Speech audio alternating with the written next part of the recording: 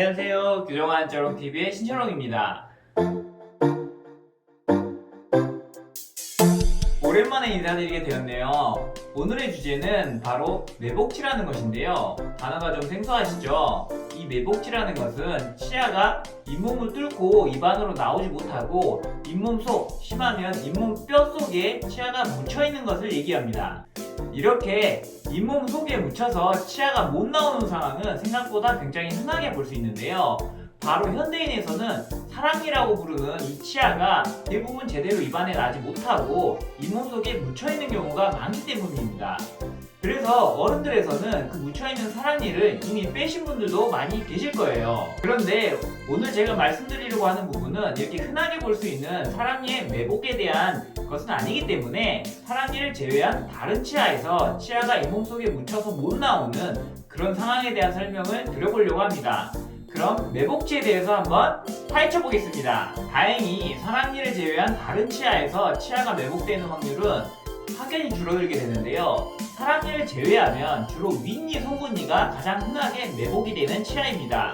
연구에 따르면 한 1에서 3% 정도로 확률로 보고가 되는데요. 100명 중에 한두 명 정도는 정상적인 치아가 잇몸 속에 묻혀서 안 나오고 있다는 얘기가 되겠죠. 물론 윗니, 송곳니가 아니더라도 다른 모든 치아들에서 치아가 잇몸 속에 묻혀서 나오지 못하는 상황은 생길 수 있는데요. 실제로 사진을 보시면 다양한 위치의 치아들이 매복돼서 입안으로 제대로 나오지 못하는 것을 볼 수가 있습니다.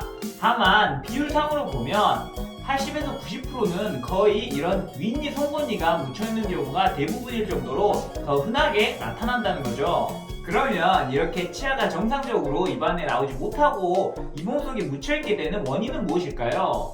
여러 가지 원인이 있지만 가장 큰 원인은 일단 치아가 나올 공간이 모자란 경우입니다. 치아가 나올 공간이 모자라면 보통 치아들이 틀어지게 나게 됩니다. 그리고 공간이 많이 모자라면 치아가 틀어지는 것을 넘어서 정상적인 위치를 벗어나서 치아가 나게 되고요.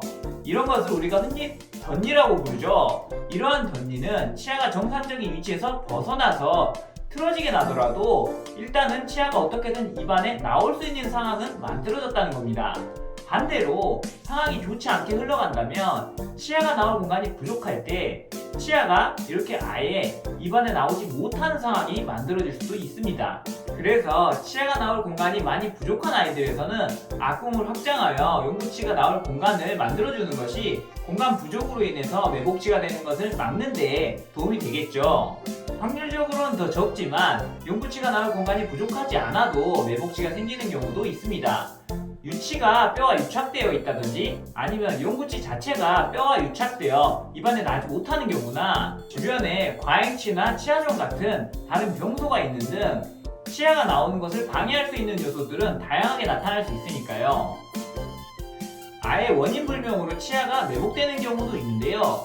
치아가 나올 공간이 충분하고 치아가 나오는 경로를 방해할 만한 요소가 없는데도 치아가 이상한 방향으로 가면서 매복되는 경우도 간혹 있습니다. 따라서 우리 아이들에게 매복치가 있지는 않은지 혹은 매복치가 될 것처럼 치아가 이상한 방향으로 가고 있거나 치아가 제대로 날 수 없게 하는 방해물이나 병소가 있지는 않은지를 체크해보는 것이 한 번쯤은 필요하겠죠.